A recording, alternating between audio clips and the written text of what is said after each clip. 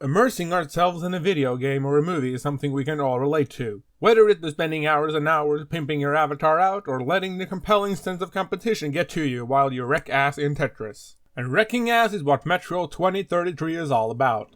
At least for the most part. Take my shotgun! Here!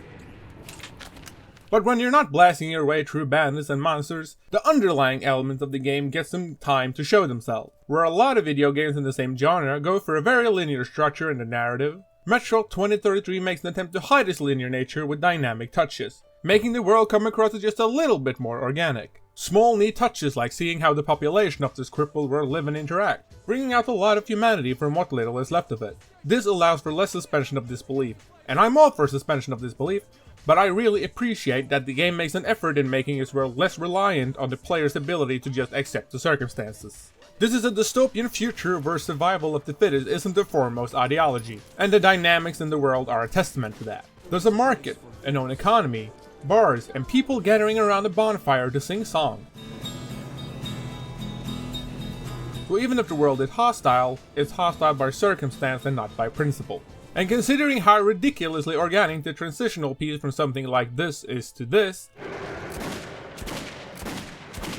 it's hard to describe Metro 2033 as anything less than unified and extremely dynamic, even with the loading screens in between chapters. These loading screens serve as diary entries by Artyom, the main characters. They're math loading screens, which might as well just be cutscenes as they're skippable once the game has loaded what it needs to load. Just think about that. Metro is so dynamic that even the loading screens are giving a sentimental role to the narrative. This game's world feels like a world that is inhabited by its characters. Every character here is a human being and not constantly depressed or eternally paranoid. And that is something I haven't seen much elsewhere. The human nature of adapting to the environment is largely present in this game.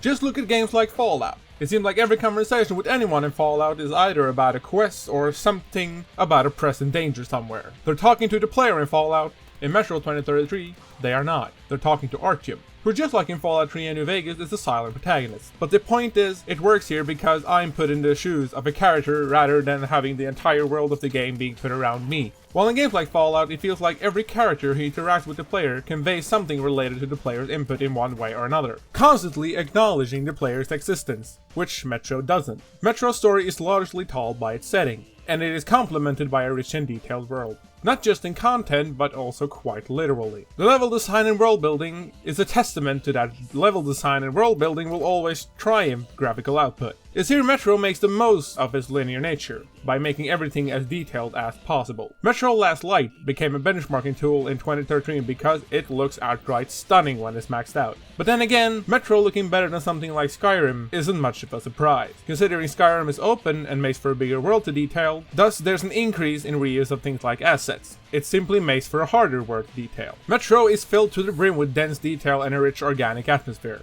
Along with that, we have a story that is weirdly simple and straightforward, but is held up with a very intriguing supernatural element going along with everything else.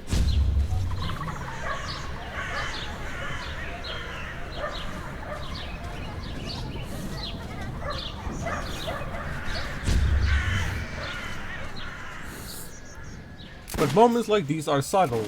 They occur once in a while whenever you're not taking part in frantic and engaging gunfight, which is a very good thing because shooting a gun in this game feels great.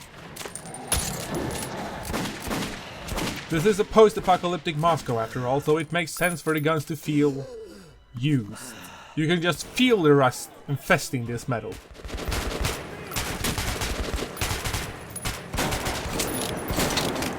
Yeah, you can even hear this gun's age. You truly have to play this game yourself. Words can't show how great it feels to shoot a gun here, and I can't accurately convey that. But I can try. First of all, the bullets go where you point.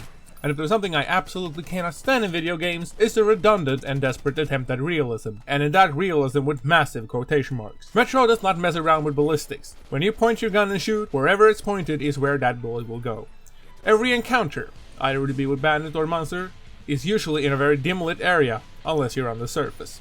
But the lighting really makes an appreciated contribution to the game's immersion. This game is dark, as in so generally dark it can't be properly played in a well-lit room. Playing this game in a dark room with headphones is my preferred way of play, usually regardless of the game, but the point still stands. The immersive world and impressive technical feats of Metro 2033 makes this a game that's hard to put down until the credit rolls, even despite the shortcomings surrounding the stealth mechanics.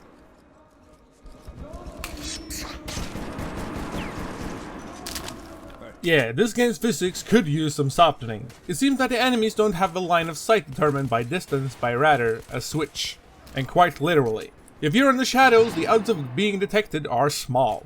And if you're out of the shadows, the odds of being detected are high. This is the only area where the player's skill at the game is directly handicapped by bad design. And there aren't enough resources to spray and pray here, which contributes to instances where stealth, or at the very least a more cautious approach to conflict, becomes essential. But overall, Metro 2033 is a game that's linear but not obvious. The mechanical feast behind it is what makes this game, but the small touches is what finalize it. The added polish to the stuff we usually gloss over made me not gloss over it. It contextualizes the conflict, establishing the enemies as more than just the scrubs you wreck. And I love it.